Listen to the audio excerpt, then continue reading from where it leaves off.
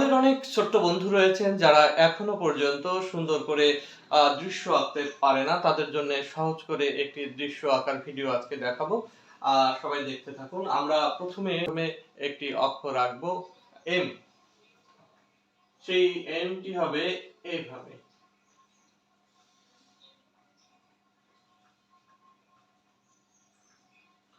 এইভাবে এম হবে। এই এম থেকেই আমরা ঘর তৈরি করব।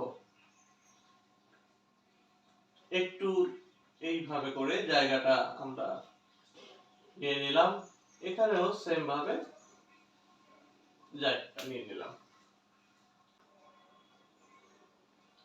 এইভাবে নিয়ে নিলাম, এখান থেকে এইভাবে টেনে নিলাম এবং এই যে আমি যোগ করে দিলাম। এইখানটা থেকেও সেম ভাবে আমি এই অংশটা টেনে নিয়ে আসবো। এরপর এইখান থেকে এই একটা লাইন আমি টেনে নিয়ে আসলাম, এইখান থেকে এই আরেকটা লাইন নিয়ে আসলাম, একটু বাঁকা হয়েছে।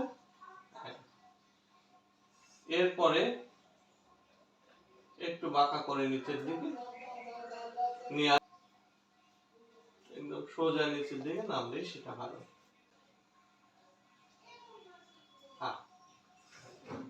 হয়ে গেল।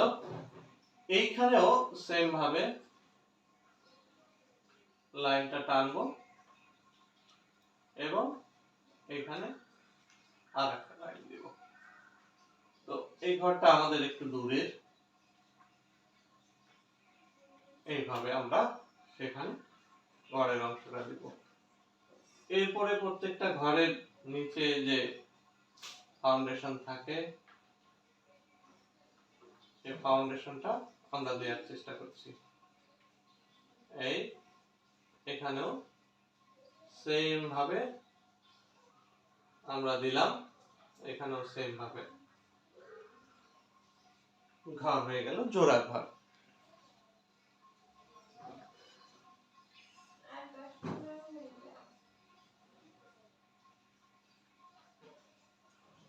এইভাবে ঘরের দরজা,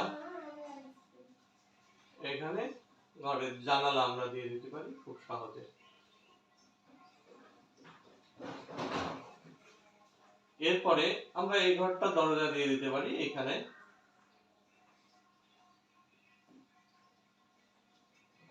এইভাবে আমরা দরজা দিয়ে দিলাম এবং এই ঘরটাতে আমরা এখানে একটা বড় জানালা দিয়ে দেব।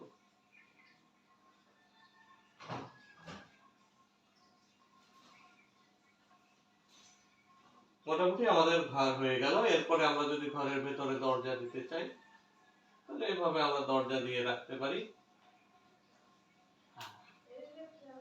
হয়ে গেল। এখন আমাদের এই যে ঘর হলো, এই ঘরের সঙ্গে সাধারণত বাড়িতে গাছ থাকে, গ্রামের বাড়িতে এরকম গাছ থাকে। আমরা সহজে সেই গাছগুলো আঁকতে পারি এভাবে।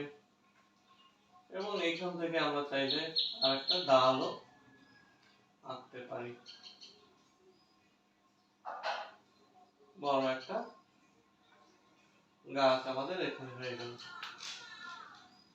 এখন এই গাছের ডালপালাগুলো আমরা কিন্তু খুব সহজে দিয়ে দিতে পারি। একটু গ্রুপ গ্রুপ করে দিলে তোমাদের রং করতে সুবিধা হবে।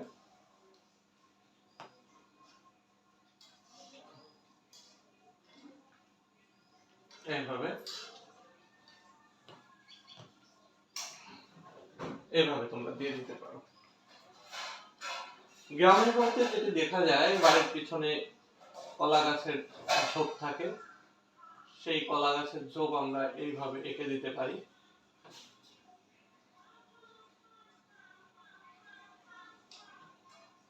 তোমরা খুব সহজে কিন্তু এটা করতে পারো।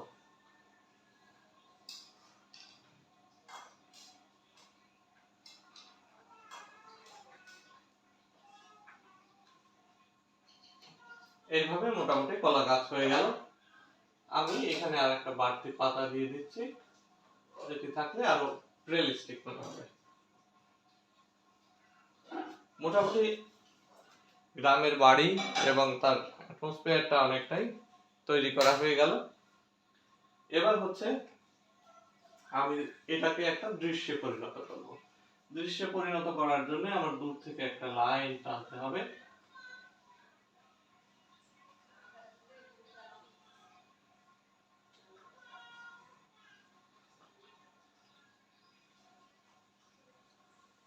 এভাবে একটা লাইন আমি টেনে নিয়ে আসলাম। তোমরা তোমাদের মতো করে টানবে। সেই লাইনের সাথে আমি দূরে একটা দিগন্ত সীমা রেখা করব, যেখানে কিছু গাছপালাও থাকবে।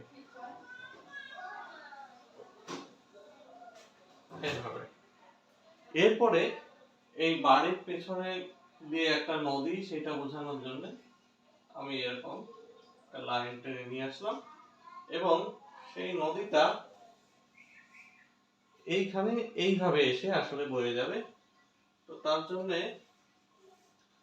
এই নদীর এই অংশে আমি কিছু কাজ করলাম। এখানে নদীর পাড়ের কিছু অংশ, ভাঙনের কিছু অংশ এভাবে দেখা যাচ্ছে। মোটামুটি আমার সিনারিতে নদী চলে আসলো। এরপরে আমি কিছু গাছ এঁকে দিব। এ ধরনের দৃশ্যে তোমরা এরকম তাল গাছ সহ বিভিন্ন গাছ দেখে থাকবে।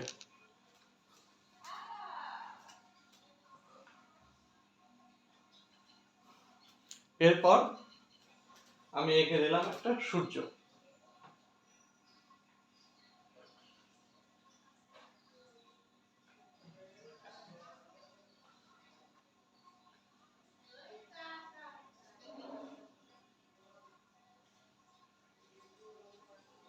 তোমরা যারা রং করবে তারা এরকম দাগ না দিলেই ভালো।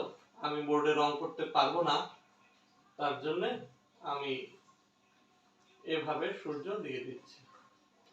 এবং আকাশে তোমরা কিছু পাখি দিয়ে দিতে পারো, এইভাবে কিছু পাখি দিয়ে দিতে পারো। মোটামুটি আমার এখানে দৃশ্যটি হয়ে গেল।